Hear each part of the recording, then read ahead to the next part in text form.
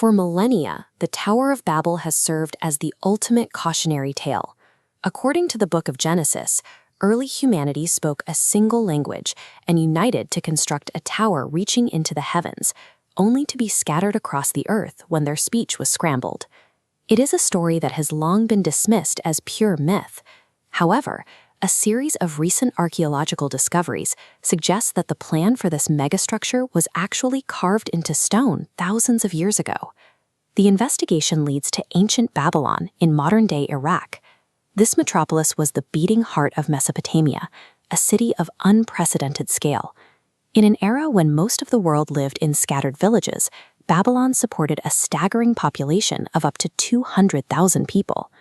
Current archaeological excavations in the Iraqi desert are unearthing physical evidence that grounds this legend in historical reality.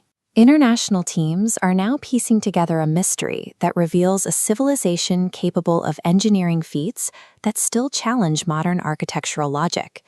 Much of what we know comes from a badly damaged slab of stone, known as a stele. Carved into its surface is the outline of a massive six-stepped ziggurat with a temple resting at its summit. Cuneiform script running alongside the image identifies the structure as the Etemenanki, the foundational ziggurat of Babylon. This text represents the only surviving contemporary copy of the tower's design. This design matches the physical ruins located through aerial surveys of the region. From above, Babylon reveals a massive square ruin that served as the core foundation of the structure. Cross-referencing the tablets with these archaeological measurements reveals that the base of the tower measured 91.5 meters across. Its height was perfectly equal to its base. This gave the ancient tower a ground footprint larger than that of the Empire State Building. The Etemenanki was a mathematically precise, resource-intensive architectural project that required the total mobilization of the empire's workforce. Building to this height presented a massive engineering hurdle. The Babylonians had to construct a skyscraper-sized monument without access to natural stone.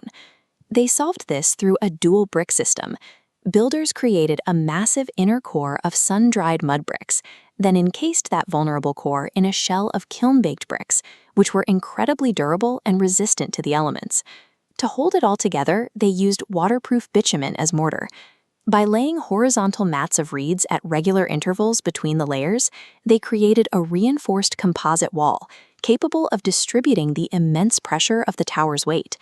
These individual baked bricks were engineered to hold a staggering weight of 1,500 kilograms. By manipulating the chemical and structural properties of raw mud and river reeds, the Babylonians achieved a vertical load-bearing capacity usually reserved for mountain stone. Historical texts claim the tower was finished to gleam bright as the sun. This likely refers to a whitewash coating that would have been blinding to anyone looking up from the city streets. At the summit sat a sacred temple dedicated to Marduk, the patron deity of the city. Access was strictly controlled, with only elite priests permitted to climb the monumental staircases to commune with the heavens. The stele identifies the mastermind behind this project as King Nebuchadnezzar II. He is depicted in traditional royal attire, wearing a conical hat and long, flowing robes. Nebuchadnezzar was a ruthless military conqueror who used the Etemenanki as a tool of psychological dominance, projecting the absolute power of his empire to everyone within the city's walls. During his expansion of the Babylonian Empire, Nebuchadnezzar's armies laid siege to Jerusalem, destroying its homes and its great temple, leaving the city in ruins. The surviving Judean people were forcibly relocated, taken as captives from their homeland into the heart of Babylon. The exiles arrived in a massive, overwhelming trading hub. Babylon was a true melting pot of foreign cultures, where a confusing array of languages were used to track goods from across the known world. In the eyes of these captives, the blindingly white Etemenanki stood as a terrifying symbol of pagan worship and the hubris of the king who had destroyed their home. It was during this period of exile that much of the Hebrew Bible was written. Scholars believe the trauma of their captivity and the looming presence of the ziggurat served as the direct inspiration for the Tower of Babel story. The roots of this story reach even further back than the Babylonian Empire. A Sumerian tablet from the city of Uruk, dating to the 21st century BCE, predates the biblical account by 1,500 years.